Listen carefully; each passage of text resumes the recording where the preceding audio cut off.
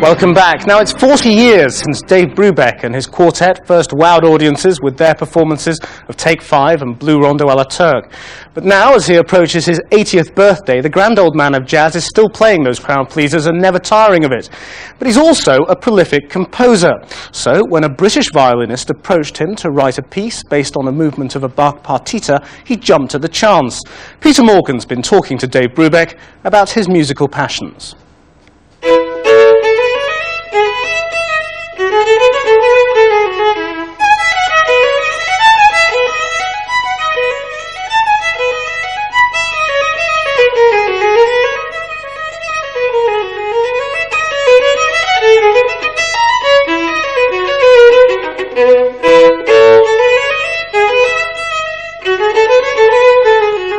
It's so much like jazz, the way it swings so strongly. Most people don't realize how close Bach was to jazz. In our culture, the jazz musician and the church organists have kept alive the tradition of improvisation. And Bach is like the father of everything that followed.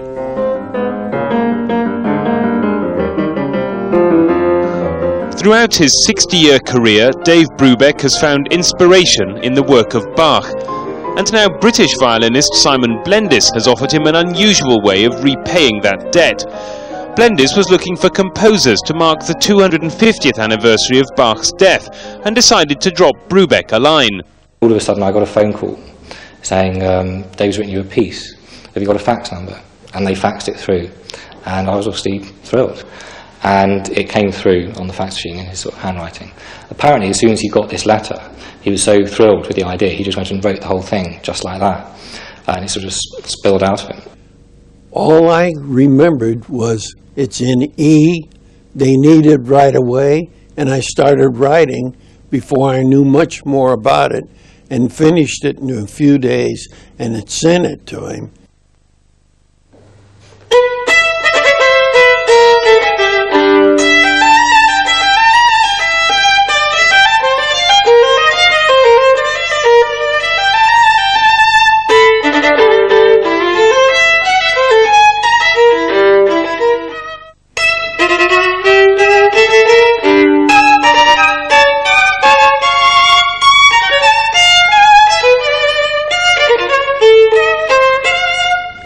Do you see yourself as a classical musician who happens to play jazz, or the other way around? Which side of the fence do you see yourself on? Both. Sure, because they're all the same. You see, this is a misconception, to think that there's two sides of the fence. For sure, I don't think of myself as a classical musician. I was always a jazz musician, but always, from the time I was 4 years old, I thought of myself as someday being a composer.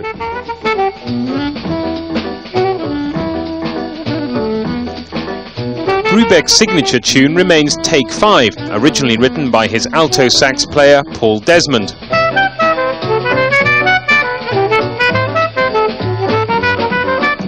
Although hugely popular with young white audiences in the 50s, Brubeck's quartet and its constant rhythmic inventions didn't satisfy jazz purists. Brubeck's music was too academic, they said. Music for the head, not the feet. Critics now see the pianist in a kinder light.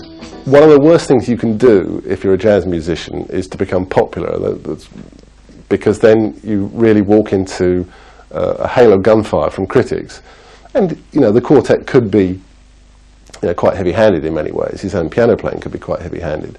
Having said that, it was something unusual which he was completely unself-conscious about. After a career stretching almost 60 years, Brubeck's now helping to create an internet archive of his own work, which includes an oratorio and several cantatas. And to those who wonder how it's possible to play the same songs night after night, then Brubeck has a simple answer. In jazz, you never play the same song twice. when one of Louis Armstrong's musicians said, "Pops, aren't you tired of playing these same old things?" And he said, "The difference between a good musician and a great musician is you can play the same thing every night and make it inspired." The Californian pianist, now in his 80th year, will be back in London this autumn when he'll present a new orchestral work. His solo violin piece will be performed this month at music festivals around the country, along with 4 other Bach-inspired works by contemporary composers. It's a celebration of the shared inheritance between classical and jazz. You never get away from jazz, and it's there to stay, and it's the voice of freedom all over the world. And what voice is more important than this voice of freedom?